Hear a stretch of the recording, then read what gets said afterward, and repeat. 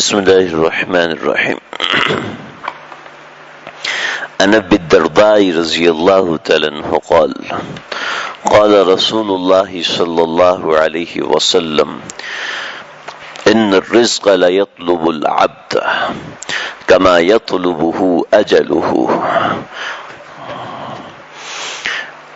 حضرت سیدنا ابو درداء رضی اللہ تعالیٰ عنہ فرماتے ہیں کہ نبی کریم صلی اللہ علیہ وسلم نے فرمایا ان الرزق کہ بے شک روزی لا يطلب العبد لازمی بندے کو تلاش کر لیتی ہے کما یطلبہ اجلہ جیسے اس کی موت اسے تلاش کر لیتی ہے.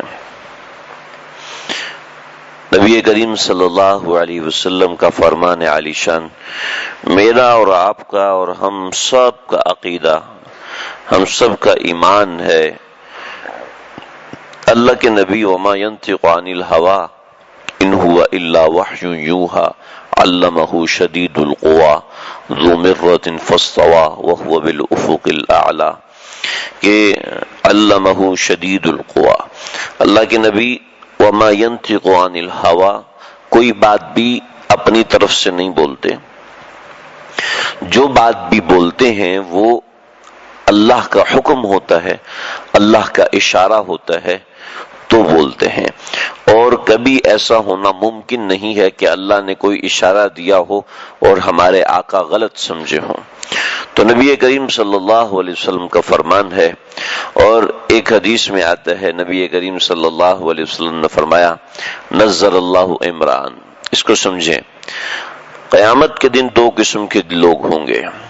وجوہ یومئذ ناعمہ وجوہ یومئذ ناظرہ الی ربها ناظرہ وجوہ یومئذ علیہا قرآن مجید میں ایک جگہ کہ ان کے چہروں پر مسکراہٹ ہوگی، ان کے چہروں پر تبسم ہوگا، ان کے چہروں پر اطمینان ہوگا، وہ اللہ کو دیکھ رہے ہوں گے. ضاحکۃ مستبشرہ اور وہ ہنس رہے ہوں گے اور ایک دوسرے کو مبارکباد دے رہے ہوں، مبارک ہو بچت ہوگی، کام بن گیا، تو خوش ہو رہے ہوں گے، بشارت دے رہے ہوں گے.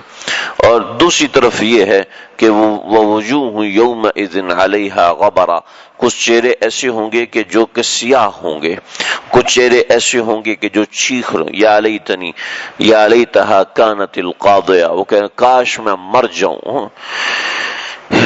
تو ایسے ہوں گے. تو نبی کریم صلی اللہ علیہ وسلم نے فرمایا نظر اللہ امرأً اللہ ایسے شخص کے چہرے کو تر و تازہ کر دے.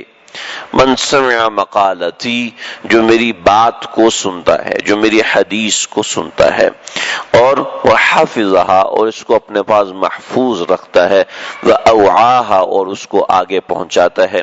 تو یہ آپ صلی اللہ علیہ وسلم کی بات صرف بات سننے کی برکت ہے.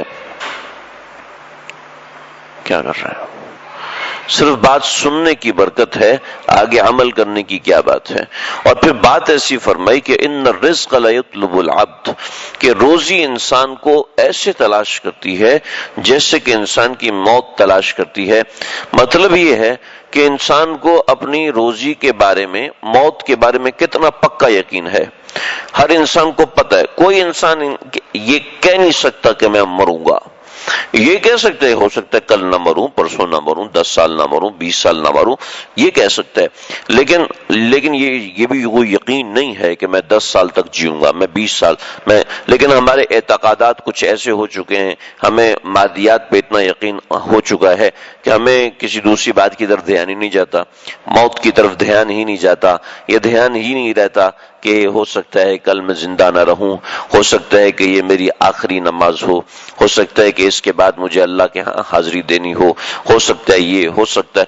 انسان کو اپنی موت کا خیال ہی نہیں رہتا. وہ دنیاوی جھمیلوں میں جب گم ہوتا ہے، جب اللہ کی یاد سے غافل ہوتا ہے تو ایسے معاملات ہوتے ہیں. لیکن پھر بھی موت سے انکار کوئی بھی نہیں کر سکتا.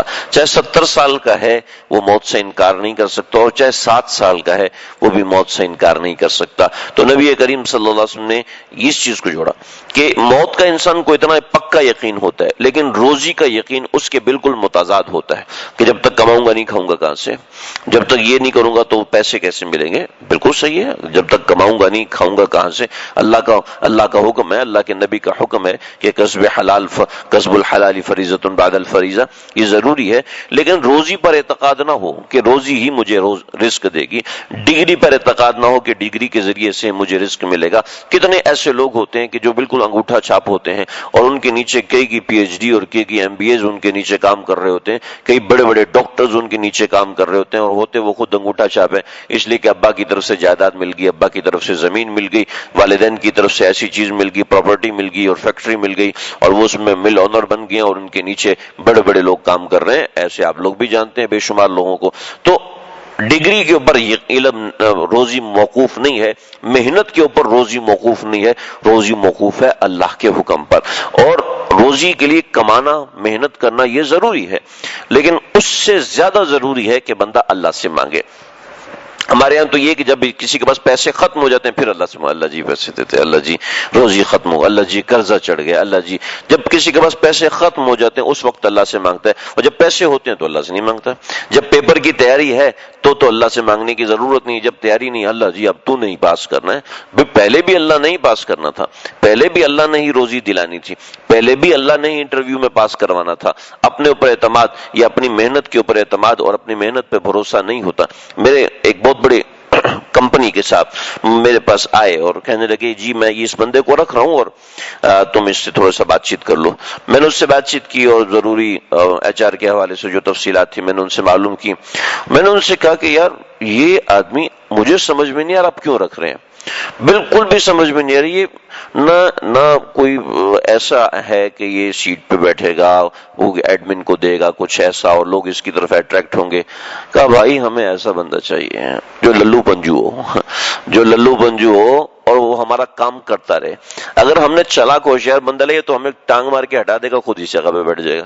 تو ہمیں تو ایسا بندہ چاہیے جو للو پنجو ہو اور اس نوعیت کا بندہ ہمیں چاہیے اور برسا برس سے کام کر رہے ہیں اور بالکل صحیح سوچ کے صحیح تو محض ہر جگہ پہ انسان کی بدھیمانی کام نہیں کرتی، ہر جگہ انسان کی سمجھداری نہیں چلتی، اور بے شمار جگہوں پہ انسان کو ایسا بندہ نہیں چاہیے ہوتا کہ جو تہذیب یافتہ، اخلاق یافتہ اور جناب اچھے خاندان کا اور اچھے اسٹیٹس کا، اور ایسا ہر جگہ ایسا نہیں ہوتا. لہٰذا یہ سمجھ لیں کہ روزی ہماری محنت اور کوشش کے اوپر بظاہر موقوف ہے، لیکن در حقیقت وہ اللہ سے مانگنے سے تعلق رکھتی ہے، اللہ کی مانگ سے تعلق رکھتی ہے کہ بندہ اللہ سے کتنا مانگتا ہے، بندہ اللہ سے کتنا سوال کرتا ہے. تو ان الرزق لا يطلب العبد، روزی اتنی ہی ملنی ہے، ایک بات. دوسری بات کہ روزی ہمیں اتنی ہی ملنی ہے جتنی اللہ نے رکھی ہے. ہماری مرضی ہے حلال طریقے سے لے لیں، ہماری مرضی ہے حرام طریقے سے لے لیں. اللہ سمجھنے کی اور عمل کرنے کی توفیق عطا فرمائے.